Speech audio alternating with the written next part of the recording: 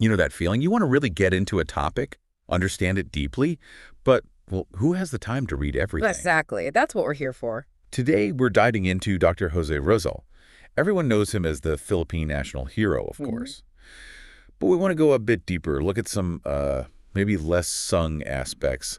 Rizal, the scientist, the innovator, even the linguist. Yeah, precisely. And for this deep dive, we've got a really interesting mix of sources. We've got articles looking at his language work, which is fascinating. Okay. Then there's stuff on his, well, surprisingly practical side, agriculture, engineering. We've got insights into his medical studies, too. Right. And analyses of his political thinking, plus even a look at this brand new 3D printed statue celebrating his scientific side. A 3D statue. Okay, we'll definitely get to that. So the mission today, pull out those really surprising, relevant bits, those aha moments about Rizal's impact. Without getting lost in the weeds, just the key takeaways. Perfect. Yeah. So let's start with Rizal, the scientist. His medical work seems like a good place to begin. It really is. And what's key here is how serious and internationally recognized his medical training actually was. He didn't just dabble. He did formal ophthalmology studies in Europe, first under Louis de Wecker in Paris, a huge name back then. Right, a leading expert. Absolutely. Right. And then he went on to be an assistant to Otto Becker in Germany, another major professor at Heidelberg University. So, you know, top-tier training. This wasn't just a hobby then. This was serious academic pursuit. Exactly. It shows a real commitment to rigorous science with the best people at the time. And we've got proof he actually practiced, right? Not just theory. Yeah, the sources mention images of his ophthalmological case record, so we can see he was actively diagnosing, treating patients. Ah, okay, so he was applying the knowledge directly. Definitely, putting it into practice. And, you know, connecting this back, his focus on ophthalmology, it really highlights his desire to, well, help his countrymen improve their lives. Right, using science for practical good. That's a theme we'll see again and again, I think. And it's why he's still kind of an inspiration in medicine today. Okay, so from eyes to the earth. Let's talk about Davitan. His exile there sounds, well, more like a productive retreat. It really does. Exile sounds passive, but his time in Dapitan was incredibly active. He put his scientific mind to work constantly. How so? Well, first, as a doctor, he treated poor patients for free. That's pretty well known. Right. But he also used his engineering skills.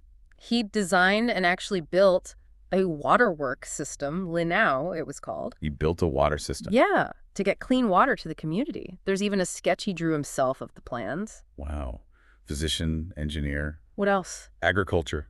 He really got into it. Huh. He bought land specifically for what he called scientific farming. Scientific farming. What did that involve? Well, his letters mention planting, like 1,400 coffee seeds, 200 cacao, pineapple, corn.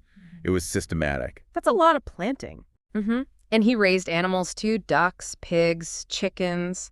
He even wrote to his friend Blumentritt about his strict 5:0 a.m. feeding routine for them. 5 a.m.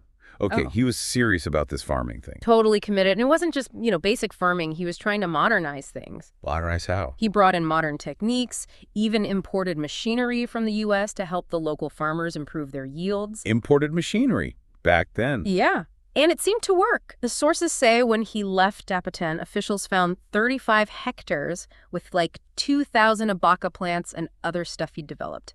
Tangible results. So he was kind of an agricultural entrepreneur, too. You could definitely say that. And it's interesting, someone from the National Historical Commission, Eufemio Agbayani, suggests Rizal's approach back then could still inspire farmers today to be more entrepreneurial. That's a legacy you don't often hear about. No, it's not. It's this great blend of, you know, intellect and practical application. He saw a problem or an opportunity and just dove in. Which actually brings us back to that statue you mentioned, the 3D printed one. Ah, yes. Dr. Jose P. Rizal, the Filipino scientist. Created by DOST AMC the Advanced Manufacturing Center. Okay, tell us about this. It sounds very 21st century for a 19th century hero. It really is. It's quite big, 12.5 feet tall, unveiled on the 125th anniversary of his death, December 30th, 2021. And it's actually 3D printed.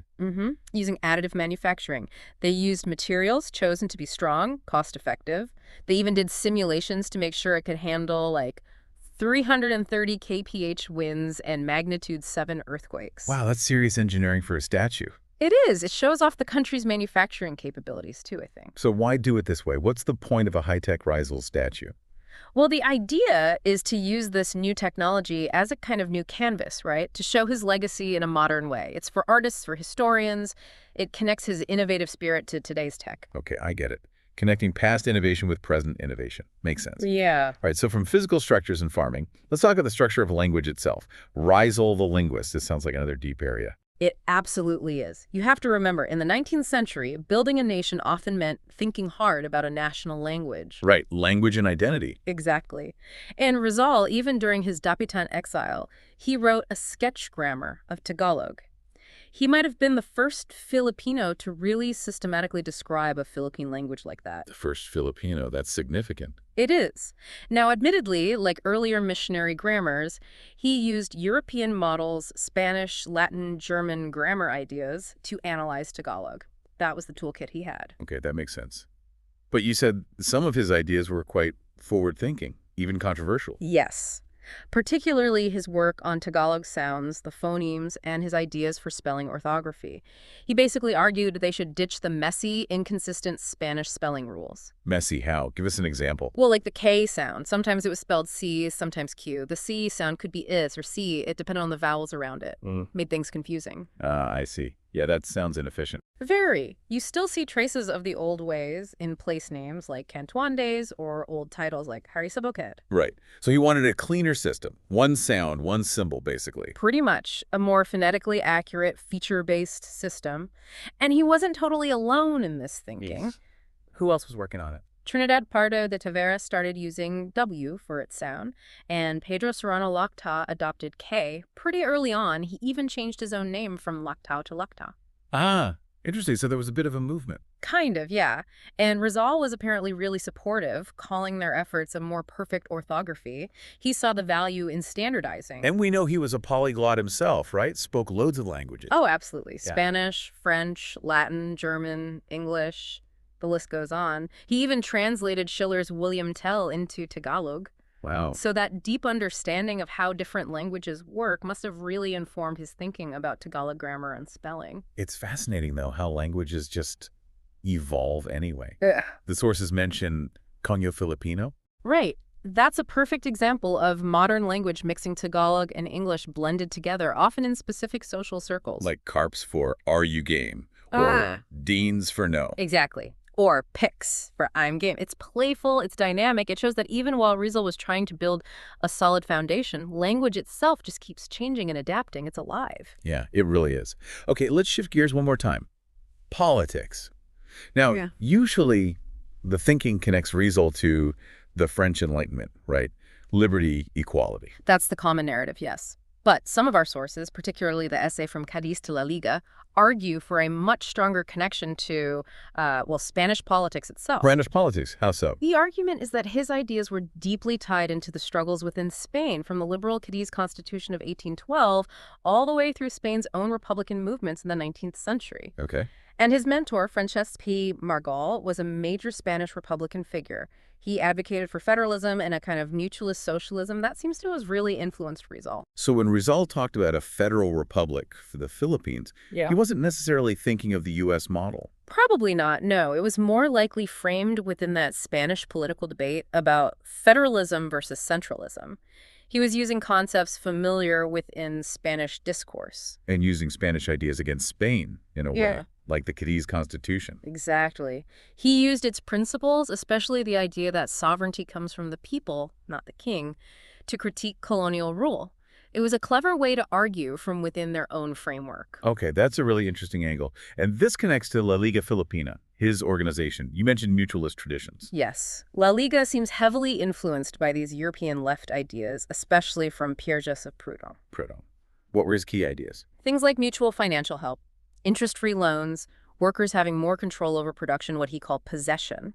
Think cooperatives, mutual aid societies. And La Liga was structured like that. Pretty much. It had local councils building up into this pyramid structure, very much about decentralized mutual support. And the rules, the statutes of La Liga, reflected this economic focus. Absolutely. The sources detail this. Members should give business preference to other members, help each other when traveling, protect each other, get access to loans without interest. No interest. That sounds very specific. Right. It aligns directly with Proudhon's ideas. Members contributed dues or ideas or effort.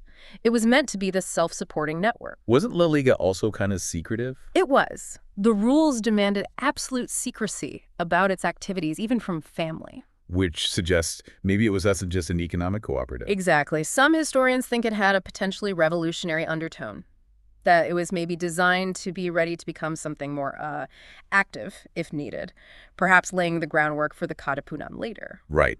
So, okay, let's try and wrap this up. We've covered a lot of ground here. We really have. We've seen Rizal as this serious medical scientist, trained internationally, wanting to bring that skill home. Then in Dapitan, this burst of applied science engineering, the waterworks, pioneering farming techniques. Yeah, really hands-on stuff. And his linguistic work, not just translating, but actually analyzing Tagalog, pushing for a modern standard orthography. Quite groundbreaking for his time. And finally, his political thought, not just abstract Enlightenment ideals, but deeply rooted in specific Spanish political movements and European left-wing mutualist ideas. It paints a much more complex, nuanced picture, doesn't it? It really does. He wasn't just an intellectual writing novels. He was actively doing things, applying knowledge across so many different fields. A true agent of change, using everything he learned for practical improvement and ultimately for nation building.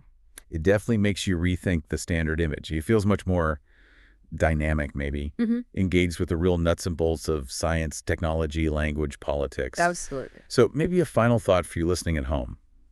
Thinking about Rizal's incredibly broad, hands-on approach, how could that way of thinking inspire how you look at today's challenges? Yeah, what are the sort of overlooked aspects in your world, maybe in science or tech or even language, that might hold surprising potential if you engaged with them in that same diverse, practical way Rizal did? Something to chew on. Where might the next unexpected innovation come from?